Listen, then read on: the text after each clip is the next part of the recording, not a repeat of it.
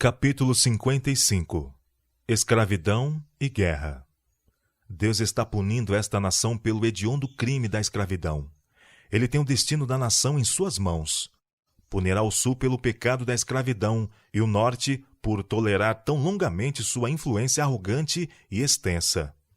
Na reunião em Roosevelt, Nova York, no dia 3 de agosto de 1861, quando os irmãos e irmãs estavam reunidos no estabelecimento para jejum, humilhação e oração, o Espírito do Senhor repousou sobre mim e fui tomado em visão. Mostrou-se-me o pecado da escravidão, que tem sido de há muito uma maldição ao país. A lei relativa à fuga de escravos destina-se a aniquilar cada nobre e generoso traço de compaixão que surja no coração das pessoas em favor do escravo oprimido e sofredor. Isto está em direta oposição aos ensinos de Cristo. A punição divina está agora sobre o norte, porque ele tem tolerado o avanço do poder escravista. O pecado dos escravistas do norte é muito grande. Ele tem fortalecido o sul em seu pecado, sancionando a extensão da escravatura e feito muito para levar o país até sua presente e angustiosa condição. Foi-me mostrado que muitos não compreendem a extensão do mal que tem vindo sobre nós. Eles se têm gabado de que os problemas nacionais logo serão resolvidos e a confusão e a guerra findarão. Contudo, todos ficarão convencidos de que o assunto é mais grave do que pensam. Muitos esperavam que o norte aplicasse um golpe e desse fim ao conflito. Vi o antigo Israel enquanto escravo no Egito. O Senhor atuou através de Moisés e Arão para livrá-lo. Os milagres foram realizados diante de Faraó para convencê-lo de que aqueles homens tinham sido especialmente enviados por Deus para fazê-lo deixar sair Israel. Mas o coração de Faraó estava endurecido contra os mensageiros de Deus e questionou os milagres por eles realizados. Então os egípcios experimentaram os juízos de Deus. Eles foram visitados com pragas e, enquanto sofriam sob seus efeitos, Faraó concordava em deixar Israel ir. Mas tão logo o sofrimento era aliviado, seu coração obstinava-se. Os conselheiros da corte e os homens poderosos também resistiam a Deus e se esforçavam em explicar as pragas como resultado de causas naturais. Cada visitação de Deus era mais severa do que a precedente. Todavia, eles não libertaram os filhos de Israel, até que o anjo do Senhor matou os primogênitos dos egípcios.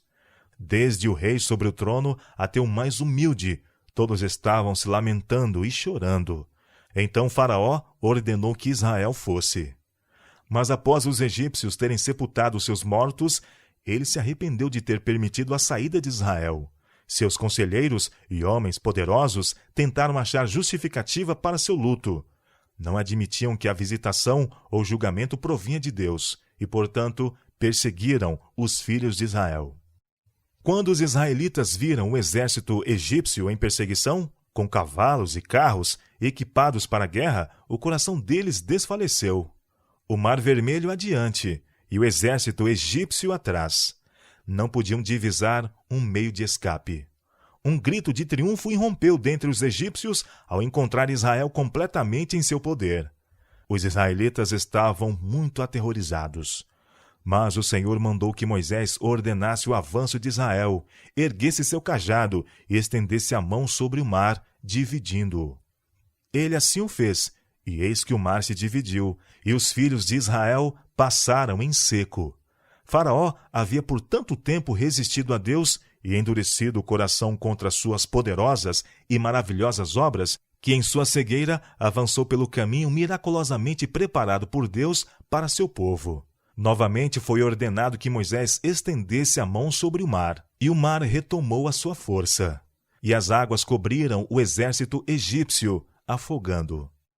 Esta cena me foi apresentada para ilustrar o amor egoísta da escravatura e as desesperadas medidas que o sul adotaria para conservá-la, e ainda a terrível extensão a que chegariam antes que se rendessem.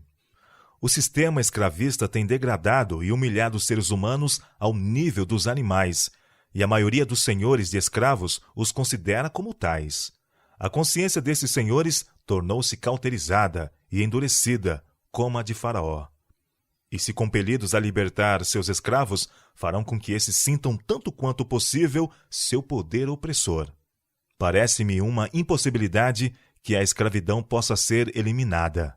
Somente Deus pode arrancar o escravo das mãos de seus violentos e implacáveis opressores. Todo abuso e crueldade exercidos contra os escravos são com justiça atribuídos aos mantenedores desse sistema, quer sejam do sul, quer do norte. O norte e o sul me foram mostrados. O norte tem estado enganado com respeito ao sul. Os sulistas estão melhor preparados para a guerra do que parecem. A maioria dos seus homens são habilidosos no uso dos armamentos. Alguns deles soldados experientes nas batalhas, outros habituados a esportes. Eles superam o norte nesse ponto, mas não possuem, como regra geral, a bravura e a resistência dos homens do norte. Tive uma visão da trágica Batalha de Manassas, na Virgínia. Foi a mais sangrenta e angustiante cena. O exército do sul tinha tudo a seu favor e estava preparado para o terrível combate. O exército do norte estava se movendo com triunfo, em nada duvidando de sua vitória. Muitos estavam descuidados e marchavam adiante orgulhosamente, como se a vitória já fosse sua. Quando se aproximavam do campo de batalha, muitos estavam quase desmaiando de cansaço e necessitando de imediato repouso. Eles não esperavam um combate tão feroz. Foram para a peleja e lutaram brava e intensamente. Havia mortos e moribundos de ambas as partes. Norte e sul sofreram severamente. Os sulistas sentiram o ardor da batalha e fizeram um pequeno recuo. Os homens do norte investiram sobre o inimigo, embora as baixas fossem grandes.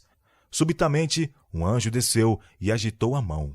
Instantaneamente, houve confusão nas fileiras. Parecia aos nortistas que suas tropas estavam batendo em retirada, quando, na realidade, não era assim. Começaram, então, uma precipitada fuga. Isto me pareceu maravilhoso.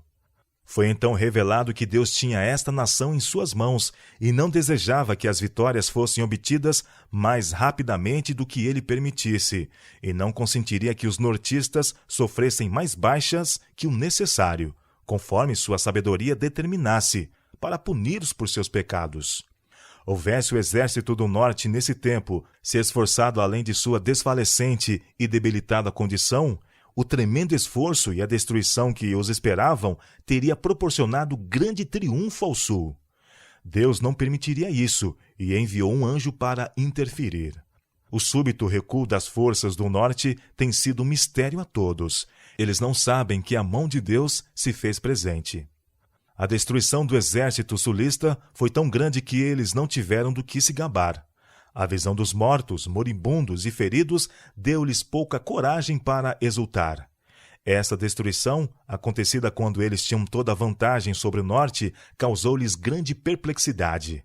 Eles sabiam que se o norte tivesse chances iguais às deles, a vitória certamente seria do norte.